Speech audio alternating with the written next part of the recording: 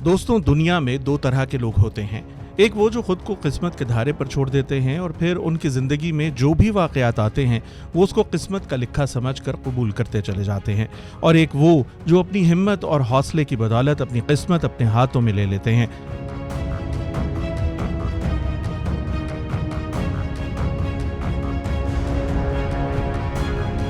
America से ताल्लुक़ रखने वाले एरन रॉल्स्टन की ज़िंदगी में भी एक वक्त ऐसा आया जब वो मुश्किल फैसला करके अपनी जान बचा सकते थे और या फिर अपनी जान को किस्मत के हवाले करके अपनी जान से जा भी सकते थे।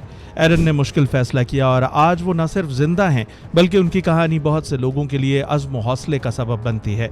डेली बिट्स की एक और मालूमाती और दिलचस्प वीडियो में आप सब सुनने वालों को खुश आमदीद। नाज़रीन, आज की कहानी है एरन रॉल्स्टन की।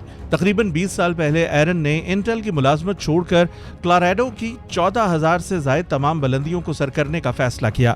2003 में उन्होंने यूटा के पहाड़ी इलाके को सर करने का फैसला किया और वहां के तंग रास्तों से गुजरते हुए फ्री क्लाइंबिंग और रस्सियों से ऊपर चढ़ने जैसे तरीकों की मदद से उन्होंने अपने काम का आगाज किया।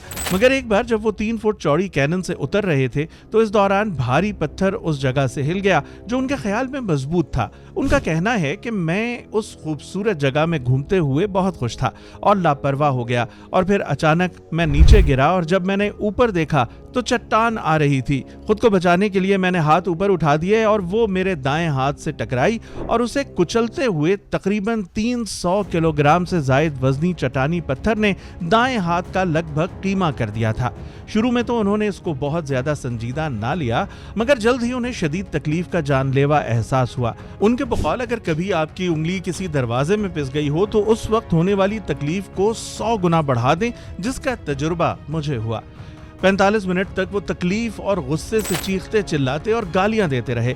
फिर उन्हें एहसास हुआ कि वहां उनकी आवाज सुनने वाला कोई नहीं है और जाहिर है उनकी मदद को फौरी तौर पर किसी के आने का कोई इम्कान नहीं। और चूंकि उन्होंने किसी को नहीं बताया था कि वो कहां जा रहे हैं तो उन्हें इल्म था कि कोई उन्हें ढूंढने भी नहीं आएगा। एरन के पास खाने को चंद चॉकलेट्स और थोड़ा सा पानी था। पानी ही वो वाहिद चीज थी जो उनको जिंदा रख सकती थी।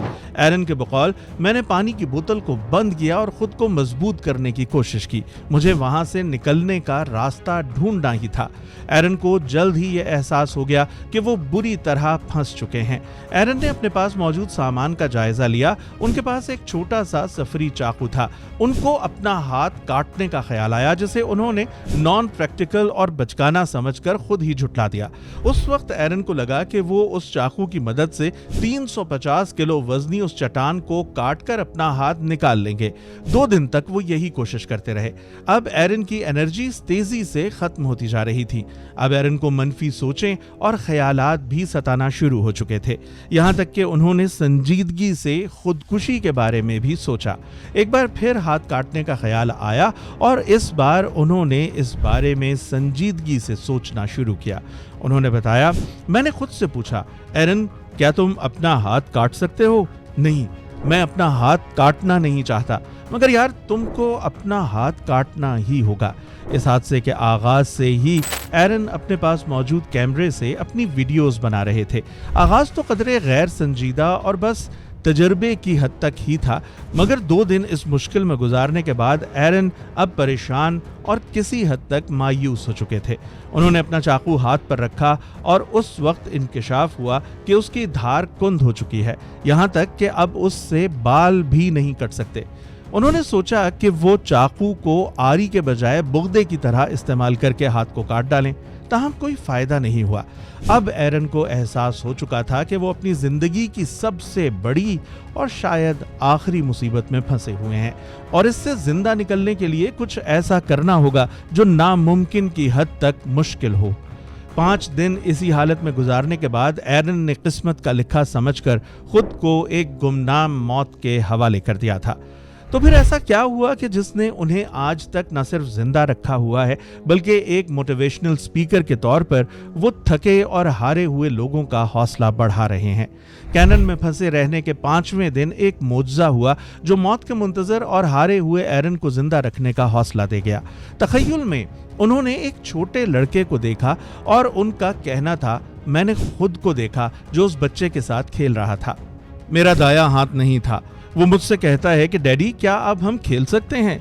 اس کی شکل مجھے بتا رہی تھی کہ وہ میرا بیٹا ہے اور یہ میرا مستقبل ہے۔ تو مجھے یقین ہو گیا کہ مشکل ختم ہونے والی ہے۔ انسان کے اندر ایک ایسی جبلت یا انسٹنکٹ ہوتی ہے جو اسے خطرناک ترین حالات میں گھرنے کے بعد حالات سے خطرناک ترین انداز میں لڑنے کا حوصلہ اور ہمت دیتی ہے۔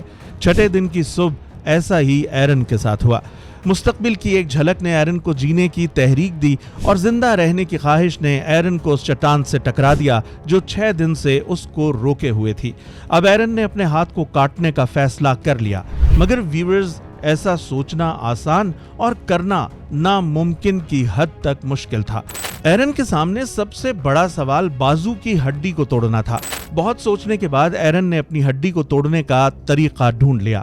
انہوں نے اپنے ہاتھ کو کس کے باندھا تاکہ ان کا ہاتھ خون کی روانی متاثر ہونے کے سبب سن ہو جائے اور اس طرح انہیں کم تکلیف ہو۔ جب ایرن کو لگا کہ اب ہاتھ سن ہو گیا ہے تو انہوں نے دائیں ہاتھ کو بائیں جانب زوردار جھٹکا دیا۔ ہڈی ٹوٹنے کی آواز اور شدید درد کے جان لیوا احساس نے ایک لمحے کے لیے ایرن کی جان ہی نکال ڈالی۔ اس وقت آواز تو خوفناک آئی، مگر ان کو خوشی ہوئی کیونکہ وہ ذہنی طور پر ہاتھ کو الوداع کہنے کے لیے تیار تھے۔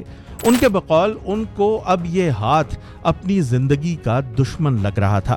انہوں نے خود کو کہا، یہ تمہیں مارنے والا ہے، اس سے نجات حاصل کر لو ایرن، یہ اب میرا ہاتھ نہیں رہا۔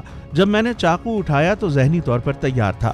گوشت کو ہاتھ سے الگ کرنے میں 1 گھنٹہ لگا جو بہت تکلیف دہ تھا، مگر میں اندر سے خوشی بھی محسوس کر رہا تھا۔ اور آخر ایرن نے خود کو چٹان کی قید سے 127 گھنٹے بعد آزاد کروا لیا۔ ہاتھ الگ کرنے کے بعد انہوں نے تخمینہ لگایا تھا کہ طبی امداد کے حصول میں کم از کم 10 گھنٹے لگ سکتے ہیں اور اس دوران زیادہ خون بہہ جانے سے ان کی موت بھی واقع ہو سکتی تھی۔ تاہم کلائمبنگ کٹ کے ٹکڑوں کو انہوں نے اپنے ارد گرد لپیٹا اور کسی طرح 65 فٹ کی پہاڑی پر چڑھنے میں کامیاب ہو کر اس جگہ سے باہر نکل آئے۔ کینن سے باہر نکلنے کے باوجود موت اب بھی ایرن کے تعاقب میں تھی اور اب ایرن کو جلد از جلد مدد کی تلاش تھی کیونکہ کھانے پینے کی کمی سے وہ پہلے ہی شدید کمزوری کا شکار تھے اور اب خون کا اخراج انہیں مزید تیزی سے موت کی جانب دھکیل رہا تھا۔ خوش قسمتی سے وہاں 3 ڈچ سیاح موجود تھے جن سے ان کو پانی ملا اور طبی امداد کے حصول کو ممکن بنایا گیا۔ ایرن کے مطابق اس سبق سے مجھے زندگی میں لچک کی اہمیت کا احساس ہوا۔ یہ صرف مضبوطی کی ورزش نہیں بلکہ اس سے ذہن کشادہ ہوتا ہے اور احساس دلاتا ہے کہ مشکل وقت میں منطق ہمیشہ کام نہیں آتی بلکہ کچھ ہٹ کر کرنا ہوتا ہے۔ ہڈیوں کو عجیب طریقے سے توڑنا واقعی مشکل ہے، مگر یہ میرے اندر کی آواز بن گئی تھی کہ اپنی ہڈیاں توڑنی ہیں۔ اس حادثے نے ایرن کو ایک مشہور شخصیت بنا دیا اور وہ متعدد ٹاک شوز میں نمودار ہونے لگے۔ اسی طرح انہوں نے متحرک سیریز دی سمپسن کی ایک قسط کے لیے اپنی آواز دی۔ انہوں نے اپنے کیریئر کا آغاز بطور موٹیویشنل سپیکر اور قومی اور بین الاقوامی پروگراموں میں تقریریں کرتے ہوئے کیا۔ ایرن نے اس واقعے کے بعد ایک کتاب between a rock and a hard place بھی لکھی۔ ہمیں امید ہے کہ آپ کو ہماری ویڈیو پسند آئی ہوگی۔ ویڈیو کو لائک کرنا مت بھولیں، ہمارا چینل سبسکرائب کر کے بیل آئیکن ضرور پریس کر دیں تاکہ آپ مستقبل میں بھی ایسے دلچسپ اور حیران کن ویڈیوز سے محظوظ ہوتے رہیں۔